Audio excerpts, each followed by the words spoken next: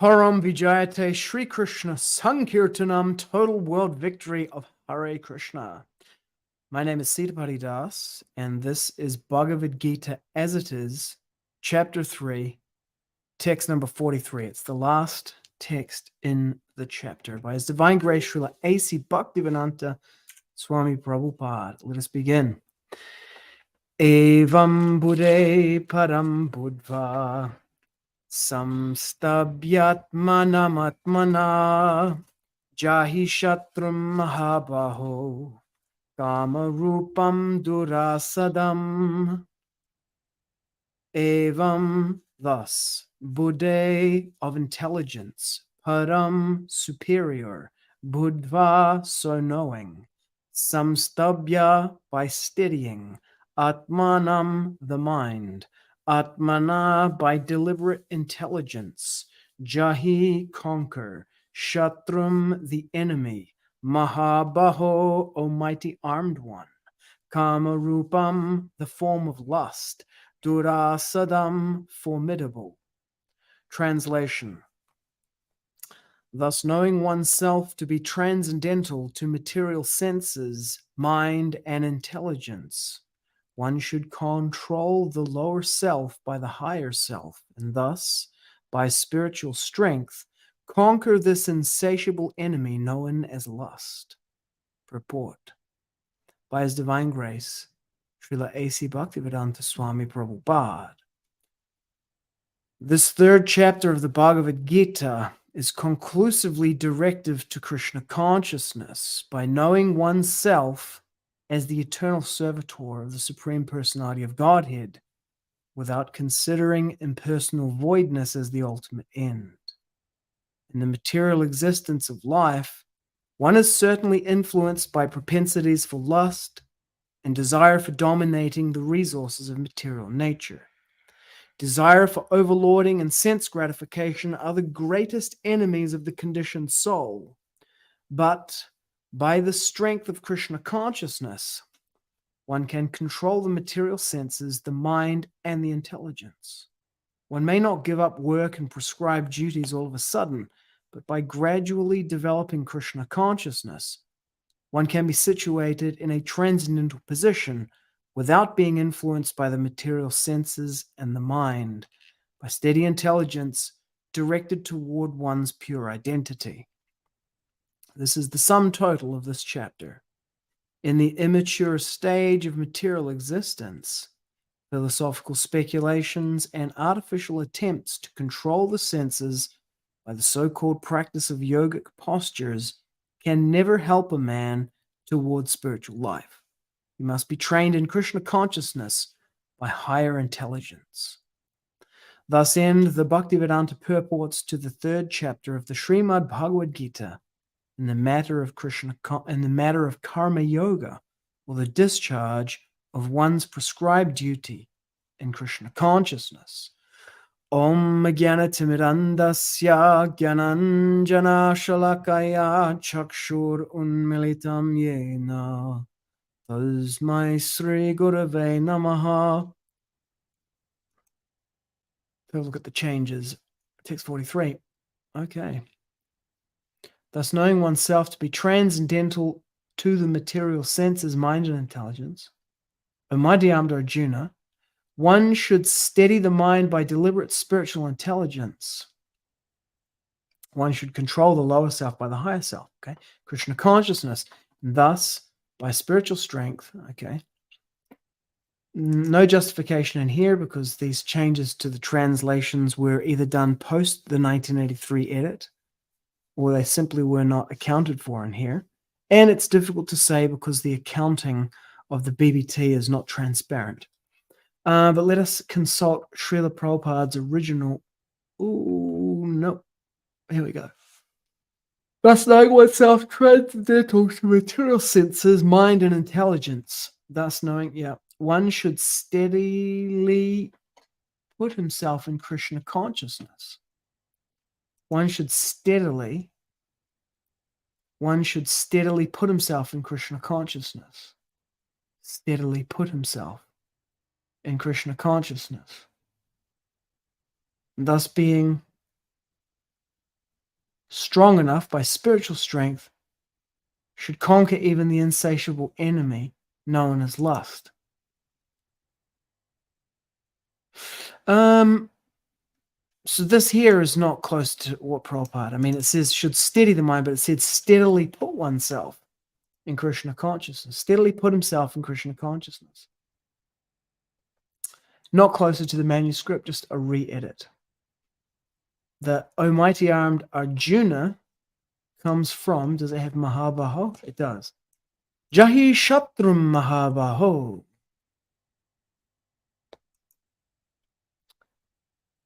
So it's another case of being more intelligent than Srila Prabhupada.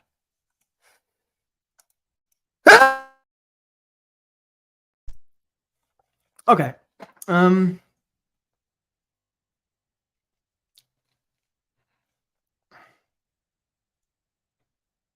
Interesting. Is there really a... It is, yeah. There's a hyphen between Srimad and Bhagavad-gītā.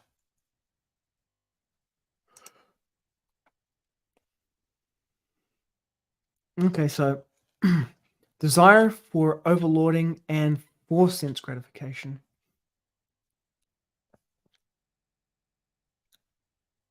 Desire for overlording and sense gratification. So this means desire for overlording and sense gratification. This one changes it to desire for overlording and desire for sense gratification. And Srila Prabhupada says, such desire for overlording and sense gratification is the greatest enemy of the conditioned soul.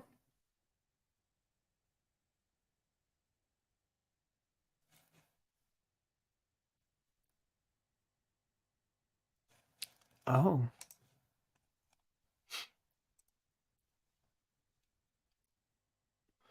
One is certainly influenced by propensities for lust and desire for dominating the resources of material nature.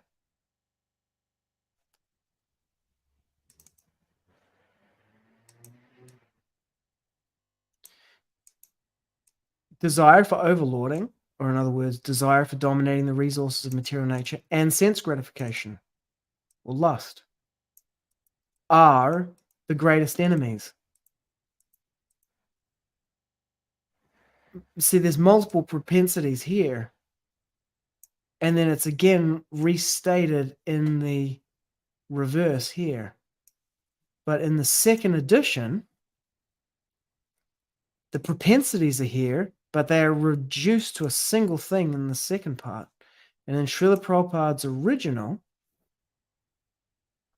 one is certainly influenced by propensities of lust and desire for dominating over the resources of material nature. Such desire for overlording and sense gratification is the greatest enemy of the conditioned soul. Okay, so it's a re-edit. You could have flipped the coin. The coin could have gone either way. It's just a re-edit. Okay. Let us go now to the meaning. Thus, knowing oneself to be transcendental to material senses, mind, and intelligence.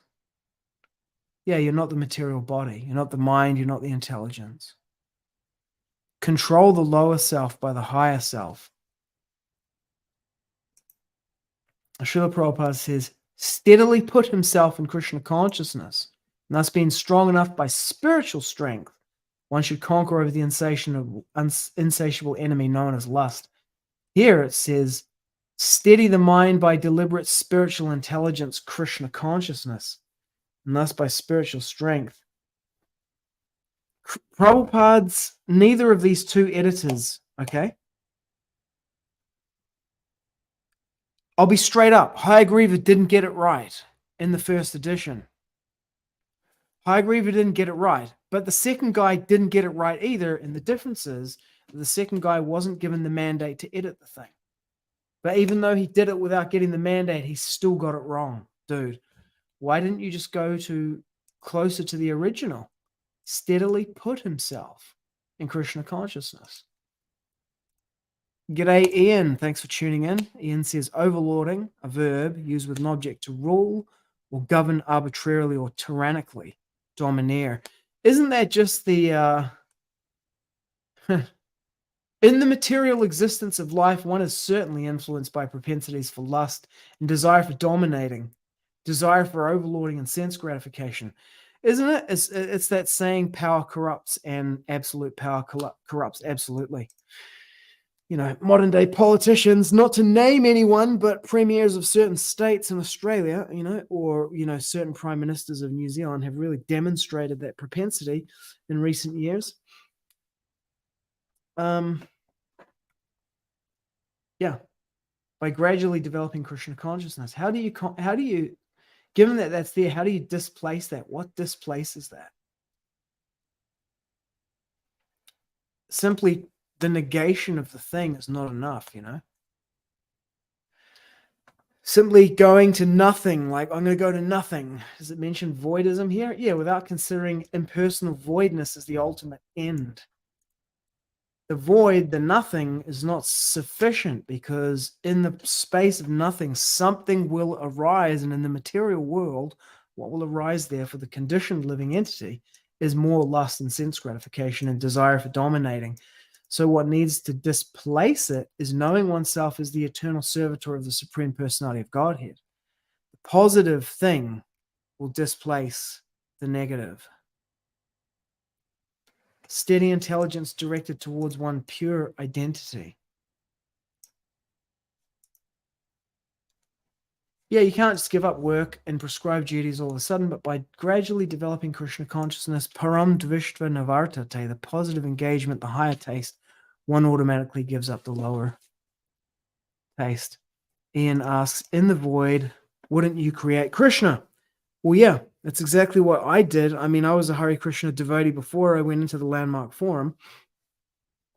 And in the Landmark Forum, in the empty and meaningless conversation, and then, you know, with the distinction choice, I came out with exactly that. So Kṛṣṇa fills the void. Yeah.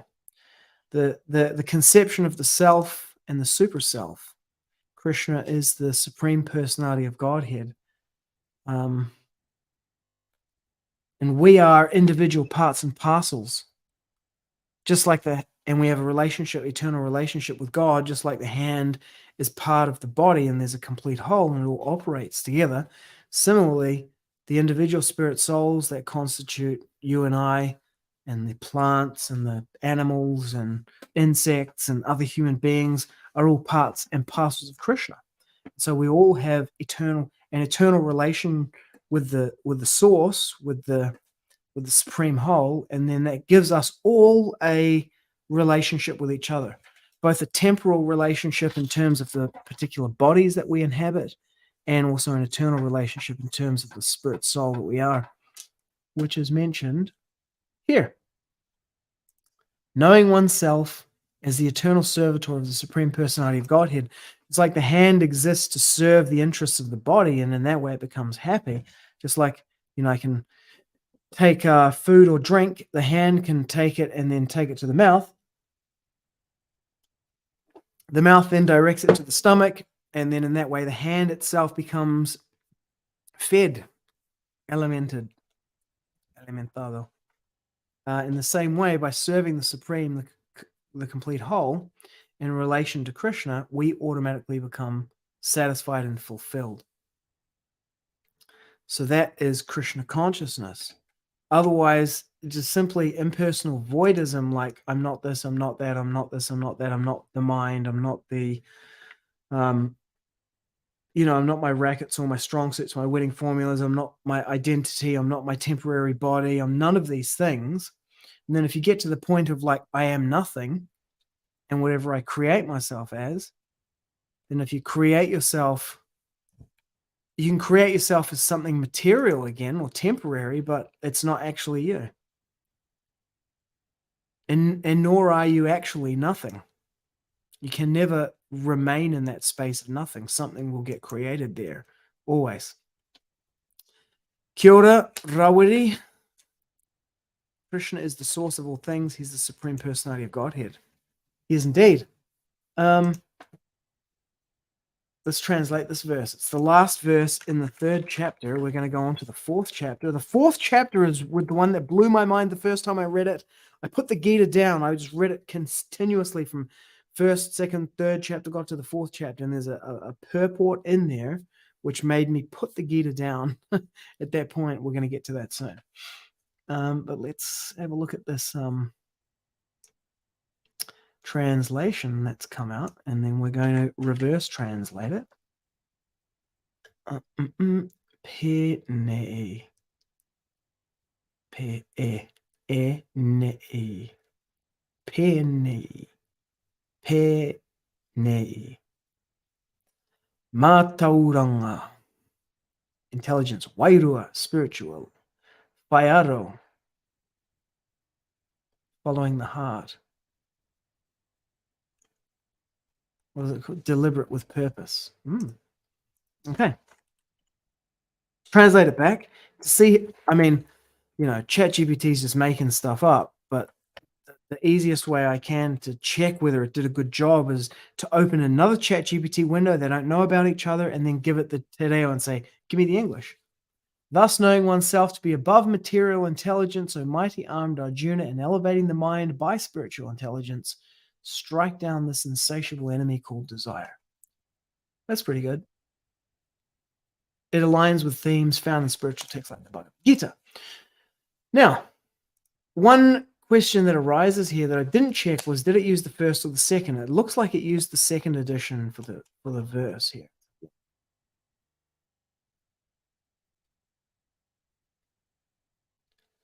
This is neither the first nor the second edition, because the second edition has this Kṛṣṇa consciousness in it, whereas this one says steady the mind by deliberate spiritual intelligence. It's elided the Kṛṣṇa consciousness part. Let me pull out the most recent printing of Bhagavad-gītā As It Is. The most recent. This is a 2020 edition. Let's see what that has in it. So 343. Not a fan of this printing at all. It has the Kṛṣṇa consciousness, and I'm not a fan of this printing because this printing is like a very, very budget printing. Go to there. You're not going to get a very good view of this and that because it's a fixed focal length.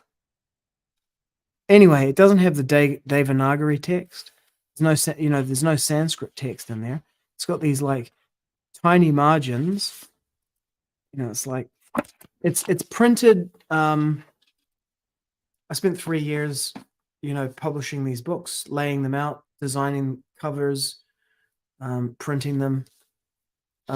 It's being done to print the maximum amount of print per paper by making the margins as small as possible. Compare that with, this is the 73. This is a reproduction of the 73 edition. This one has its faults too.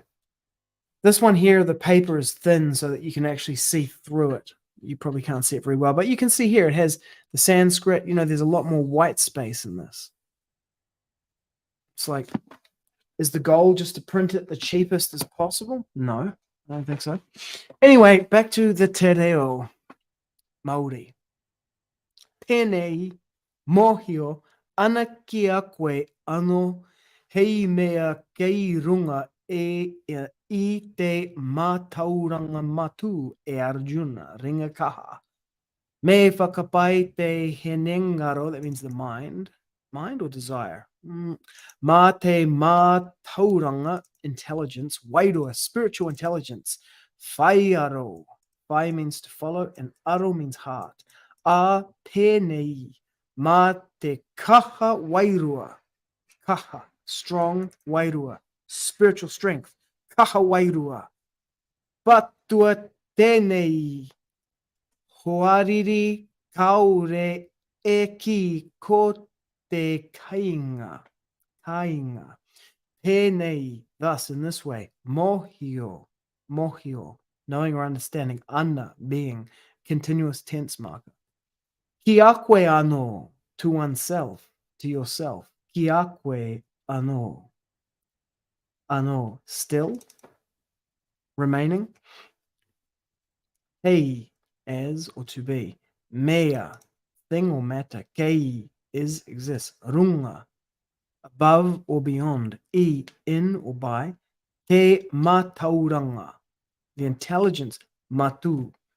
Te matauranga matu, the material intelligence. E Arjuna, ringa kaha, mighty armed. E Arjuna ringa kaha. Me whakapai, steady or improve. Pai means like good or good, I think.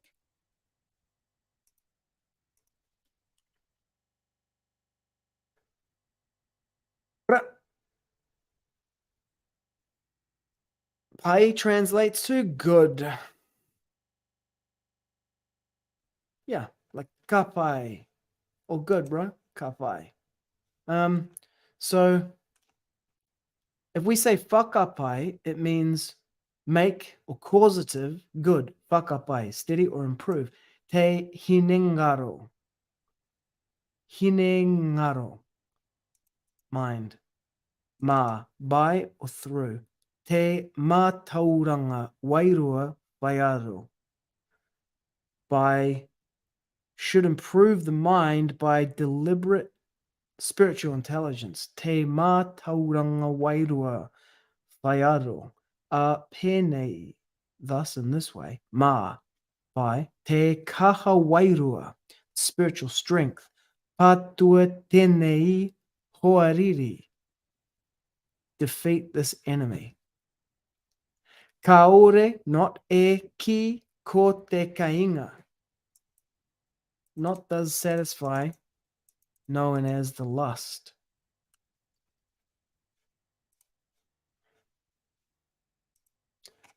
Not by satisfying the lust. Strike down this insatiable enemy called desire.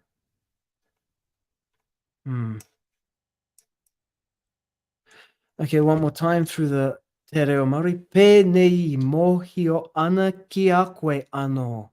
Hei mea kei runga I te mātauranga matu. E Arjuna ringa kaha. Me whakapai te hinengaro ma te mātauranga wairua whaiaro. A penei ma te kaha wairua. Patua tenei hoariri kaore iki e. Patua tenei hoariri kaore eki ko te kainga. Ko te kainga. Okay, back to the Sanskrit. End of the third chapter.